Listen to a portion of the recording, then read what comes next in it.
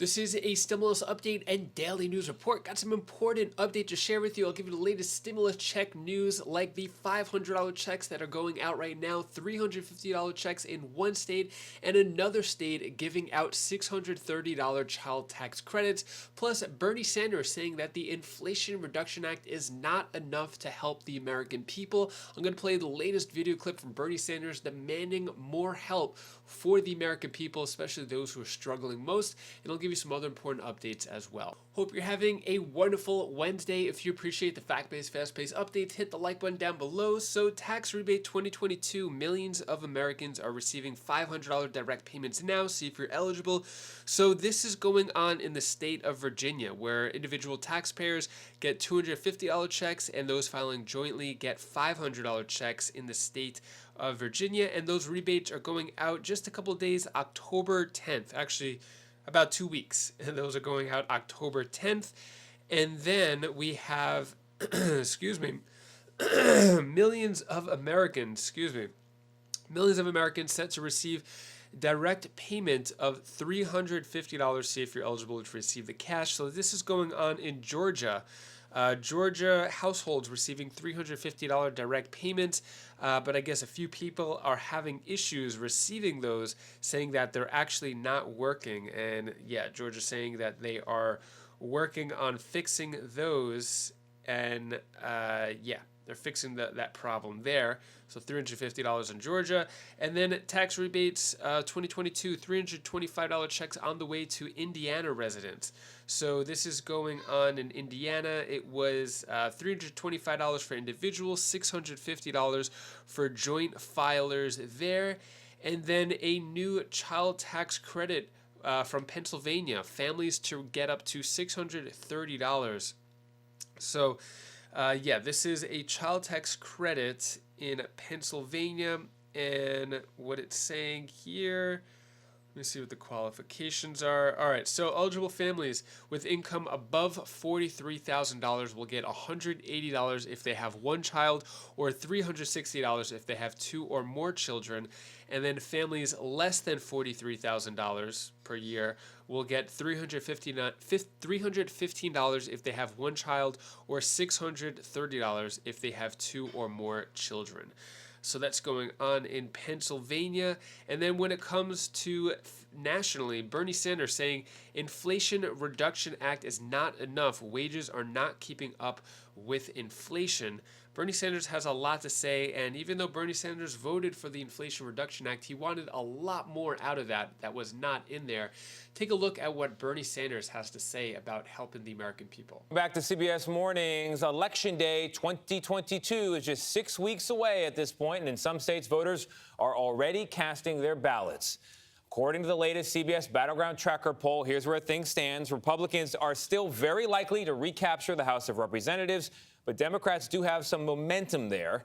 Over on the Senate side, that remains a true toss-up with close races all across the country. So, what should Democrats be focusing on between now and November? Let's talk to an independent about it. Senator Bernie Sanders of Vermont is here. Senator, good morning.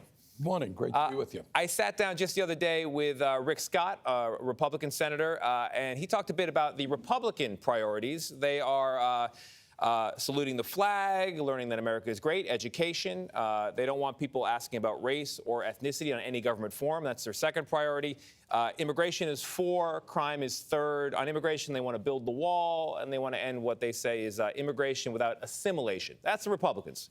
Where do you think Democrats need to be? Well, I think what Democrats have to recognize is that right now we are living in a society where the people on top, billionaire class, is doing phenomenally well, and working people are falling further and further behind. So we need an agenda that speaks to the needs of working people. What does that mean? It means that we have got to end the absurdity of being the only major country on earth not to guarantee health care to all people. Health care is a human right. We pay twice as much per capita on health care because the insurance companies make zillions of dollars every single year. Now, you want to know what we should do? We should have the guts to take on the pharmaceutical industry. Charges us 10 times more for particular drugs than the people of any other country. We should raise the minimum wage to a living wage. We should expand Social Security because half of the elderly people in this country trying to get by on $25,000 a year. You want a strong country? You want a great country? You make sure that every kid, regardless of income has the opportunity to get a college education, not leave school deeply in debt. That means making public colleges and universities tuition free. And you know what, Tony? Every one of these ideas is enormously popular because we're going to pay for it by telling the billionaire class, who in some cases pay nothing in federal taxes, they're going to have to start paying their fair share. You don't have majorities to get any of it done at the moment. I guess that's what it's about. One way that wages might go up, and this goes to working people as well, is making college more affordable. There's a controversial move right now from the Biden administration to forgive $400 billion, according to CBO, in student loans. You know, most people in this country still do not go to college. So that means that's a benefit for a minority of us. And it's controversial. Where do you stand on it? Well, at a time when the Trump administration gave $1 trillion in tax breaks to the top 1% and large corporations, when you have major corporations today, some of the biggest in this country, make billions of dollars a year in profit, don't pay a nickel in taxes, you know what? I think it is appropriate to tell a younger generation that in many ways has a standard of living which is lower than their parents, that we are going to help. What was their crime? They wanted to go to college. I have talked to people, medical school, nursing school, leave school $100,000 in debt. That's insane. So I think we need to help those people.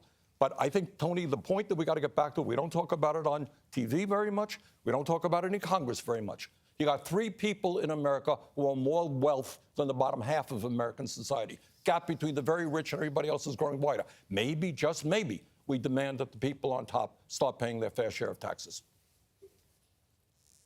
I have a question for you about aging, because clearly you have not lost your enthusiasm. And I speak to you as a fellow senior citizen. There we go. Somebody told me this morning, Senator Sanders. Let's get into it. Well, Gil, you're a senior citizen. I go, I am? What's the definition of a senior citizen? Anyone over the age of 65. So you're 81, President Biden is 79. And there is a group of younger politicians who say, now is the time to let the younger generation come through. And most Americans, according to numerous polls, including a CBS poll, say, yes, there should be age limits. And in fact, the older people support age limits more than younger people. Yeah. Where are you on that question, Mr. 81-year-old? Yes. Excuse me, what did you say? Exactly. Look, this is what I think. You can't categorize everybody. You know, you're different than everybody. You know, we're all different. You got to look at the individual. But what I think we do, guys, is we look too much at race, at gender, at age. What does somebody stand for? Yeah. You know? What are their views? Do you agree with them? Are they standing for you? Or are they standing for the big money interest? And obviously, you want people who are competent, who are capable of the energy. I mean, my God, to be president of the United States requires an enormous amount of energy. But I would say, first of all, take a look at what people stand for. And we don't do that enough. We're too much into personality. What people stand for and what are their capabilities. Right. Listen, I sit here, I can't imagine doing this job at 81 saying, Tony and Nate, do you have my sensible shoes? I can't imagine doing that, but you know, who knows? Yeah. But as you sit here at 81 and Joe Biden's 79, do you think he should run again for the presidency? Well, that's his decision. I know it's his decision. You know, Joe is a friend of mine, and I think against enormous opposition, he has tried to do some very, very good things, and he will make that decision himself. But I think, again, and you know, you're not going to hear this much on corporate television, if I may say so. What we need is, Gail, what we need is what do people. You think? What do I think? That's his decision. No, okay, that's not. That's his decision. All right. What I think is we need millions of people to start reclaiming their country and demanding an economy that works for all. We have got to deal with the fact oil companies, huge profits. Food companies, huge profits. While people can't afford to fill up a tank of gas. So do you plan to run again?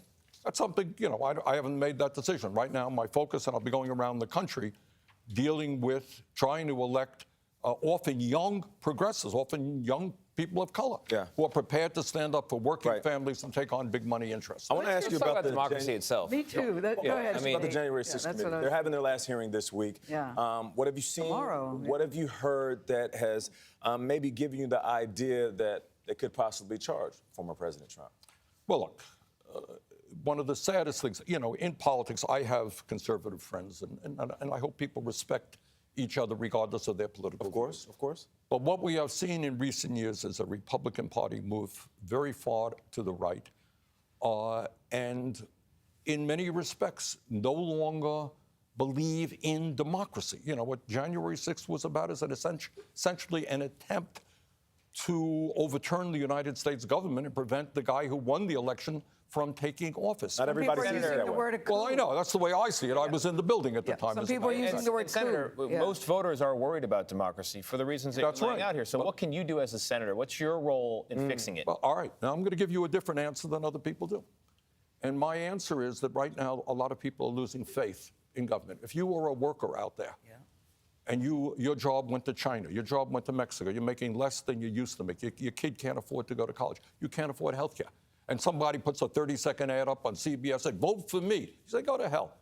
You're all the same. You're not doing anything for me. You want to restore democracy? Have a government that works for ordinary people and has the guts. So, by the way, when you talk about politics, you understand that right now billionaires are putting hundreds and hundreds of millions of dollars into TV ads. So my advice to the viewers, when you see a TV ad, kind of ask yourself which billionaire is funding it and why. What do they want? What are they How many trying to more say? tax breaks do they want? How much more corporate welfare do they want? Ask that question. Do you think all billionaires are bad? No, I don't. But I think But- when you have enormous, terrible and inequality in America, when you got billionaires buying islands and buying jet planes, and we got people sleeping out on the street, I do not believe that is what this country is supposed to be about. So again, you're not going to hear it much on corporate television. I happen to believe that we need redistribution of wealth in this country. We need to protect the middle class and working class, and the billionaires cannot have it all. That's my view. This phrase, redistribution of wealth, is not one you hear from other Democrats. No, you You're don't. But you know independent, what, I Tony? This is an important point. There has been a massive redistribution of wealth in the last 50 years. Did you know that? I among it's headed in one few direction. have- It's gone in the wrong Yeah. direction. Exactly, Nate. Massive. We're talking about trillions of dollars going into the 1% while the working class and the middle class become poorer. We have to deal with that issue. I hear what you're saying. Senator Sanders, thank you so much. Thank you. What are your thoughts there? Do you agree, disagree with Bernie Sanders? And that is all the news that I have for you today to hopefully cheer you up a bit. Here's my daughter Bella's tip of the day. Hi guys, this is Belle. This is the tip of the day. I want to tell you the one thing that you should do. So when you have to treat people equally, and make sure that if you treat people nice, they'll treat you back nice. But that might work. I don't know. Thank you so much for watching. Appreciate your support. So I am going to play a little bit of pickleball this evening. I got to still do the grass, cut the lawn, and then going to go play some pickleball. Got to do the chores first before I get to have some fun. Hopefully you have a great rest of your evening. If you want to check out any of my other videos on my other channels, click right up here. And I'll see you in the next video. Take care. Be safe. Thank you for watching.